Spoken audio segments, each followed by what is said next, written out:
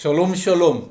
This video is about Parashat Beshalach's gospel portion, and that's from the gospel according to Matthew chapter 14, verse 22 to 33. The links between this week's scripture portions are found in the theme of water, in the Pharaoh's armies drowning in the deep water in the Red Sea, Sisera's war chariot becoming a cumbersome burden to him when the Kishon River flooded its banks after heavy rain, and in the gospel portion, Yeshua walk on water in contrast to Peter's attempted walk on water. The fear of enemies provides a further link in the fear of ghosts in the gospel portion, and the fear of physical enemies such as Pharaoh's army and Sisera's army, and of course the glorious theme of Adonai's salvation from hopeless situations.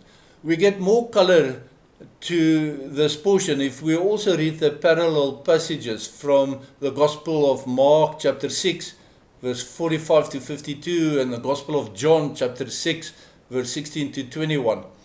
The Gospel of Matthew is attributed to Levi, the disciple who was a tax collector before Yeshua called him, and the Gospel of John was, of course, written by John the disciple. On the other hand, Mark, in this account, or parallel account, he was Peter's scribe, Simon Peter's scribe, Kephas' scribe. He was the first to write down his gospel, but it was not a first-hand account. Mark did not record Peter's attempt to walk on water, as Peter may have been humbled by his failure and therefore did not dwell on it, and John focused on the spiritual aspects and not primarily to record history. That's why John's gospel is also not considered to be synoptic. Excuse me. And he also didn't mention Simon Peter Kephas' attempted walk on the water. The Gospel of Matthew is the only one who mentions it.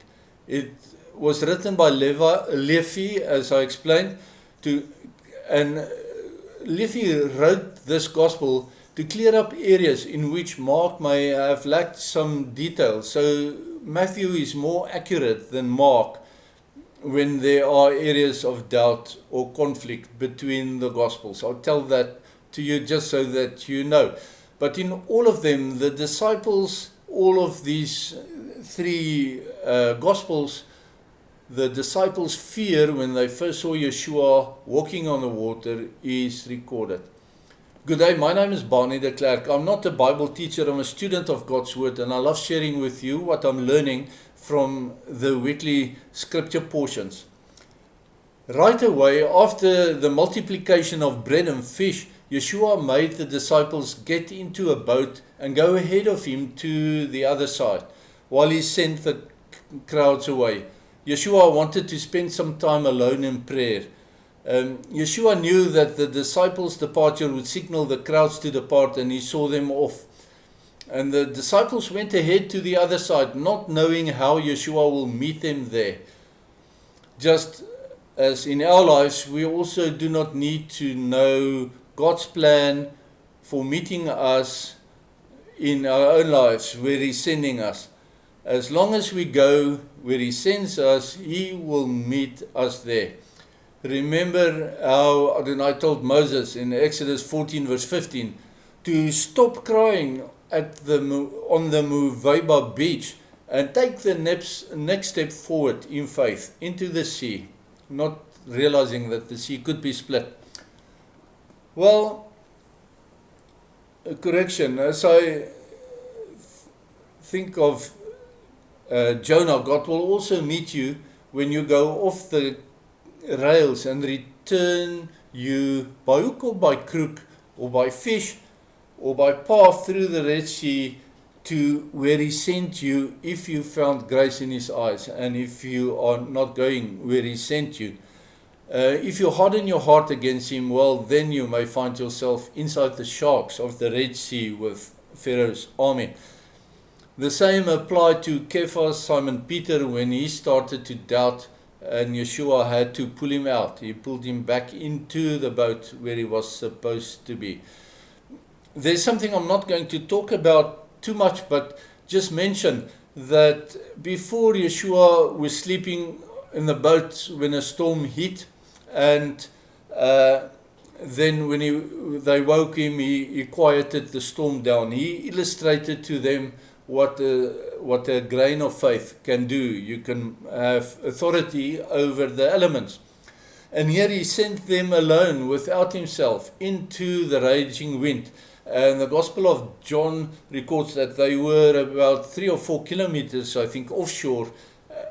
By the time Yeshua came walking past them, it was a very hard battle, rowing against the wind. And it was for them also a test. Remember, he demonstrated to them what faith can do in a storm on the Galilee, and now he tested them. He said, you go without me, practice the lesson that I taught you. And they didn't do so well, but they rowed against the wind. Now in the fourth watch, and that's between 3 and 6 in the morning, it is the coldest and the darkest hour of the day, long before sunrise. The fourth watch covers the hours also of spiritual darkness, the ebb of human consciousness. Sunrise brings new hope always, but according to what I learned from Google, that these hours, these witching hours between 3 and 6, is the time in which most hospitalized patients die in hospitals. And with a significance of about 60% of patients who die in hospitals die in these witching hours between 3 and 6 in the morning. It's this time when people experience REM sleep, and also nightmares are associated with this time. It truly is the witching hours of the day. It was at this time of the day that Yeshua came to the disciples walking on the water, and that made them cry in fear. It was a planned event, as Yeshua was setting them up by instructing them to go ahead of him. He planned an impactful, practical lesson for them, and of course we can learn from it as well. Not to fear, but to cry out to him for our salvation. In our intense moments of desperation, he will be there. As he was for them, the disciples in the boat, so he will be there for us. We tend to focus on the miracle of walking on water, but there's more to it than what meets the eye. In the early days of creation, the Holy Spirit hovered or swept over the deep, dark waters in Genesis 1 verse 2. Excuse me. Here we read Yeshua was swept over the deep, dark waters of the Galilee, illustrating his oneness with Elohim. Yeshua's answer to the disciples' cry of fear seems odd, and most often the translators, Bible translators, smooth out the oddities to something like, take courage, it is me, don't be afraid. However, when you look at the Greek text, there is something more to delve into. The Greek text reads that Ho Isos spoke to the disciples. Now, the Greek word ho and to is translated as from the Hebrew word et, the aleph taf. And it's most often not translated into the English Bibles. Et, the aleph taf, is the primary meaning is the creator God of Genesis 1 verse 1, because therefore we read that it is Elohim et, the aleph taf, who created the heavens and the earth. And therefore the text, the Greek text, links Isus to both Genesis 1 verse 1 and to Genesis 1 verse 2.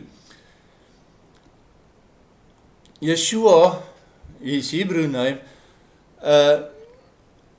his answer in the Greek text is ego eimi, literally meaning I to be, or as we know him as the name of God, I am. I am is the shortened version of Adonai's holy name, Yod-Heh-Vav-Heh. His answer confirms his identity as Adonai and as Yeshua, because they knew Yeshua, of course, but I am is Elohim Adonai. And it also indicates that he is present in the moment. I am, meaning I am present in this moment. When we call to him in our hour and our moment of need, he will be present in that moment with us. The word of God, the Greek text of Yeshua's answer reads, I it is, not fear. That's translated word for word. I it is, not fear. Translators added the do to read, do not fear. But in confirming his identity, Yeshua also said that it was him and not fear who was walking on the water. In this, fear is a person or a spirit of fear. It was, what he said is, it's me, Yeshua, it's not a terror by night. The Greek word fubeiste corresponds in the Septuagint to the Hebrew word yareh, which also is linked to the fear of God, which implies respect and obedience rather than naked fear as one could have towards a terror by night, towards an evil spirit or a ghost. In this we have an interesting duality. Yeshua was perceived as a source of terror, but when he spoke out, he was recognized as the source of salvation.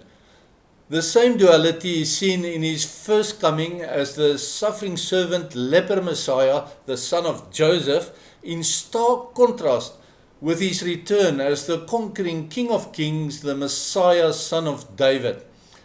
When he returns in glory, walking on the clouds, people will be terrified, crying out in utmost terror and fear, and rightly so, because he will come in righteous wrath to trample them. But he will also bring salvation to his chosen people Israel and to those Gentiles who are grafted into Israel. As it was that night for the disciples in their boat on the Galilee, Yeshua will be present in our moments of fear. If and when we call to him, our comfort should be in his presence. His walking on the water is secondary to that, and that's why I'm not talking too much about that. The disciples represent the nation of Israel in this prophetic event. Israel has no rest as terror and enemies attack them from all directions with baseless hatred. The hatred is fueled by the Satan enemy of Adonai, launching his attacks through nations and through politicians and terrorists who do his bidding. And that much is clear. The people who serve a godlet who delights in terror are indeed serving a demon, the Satan, or Satan.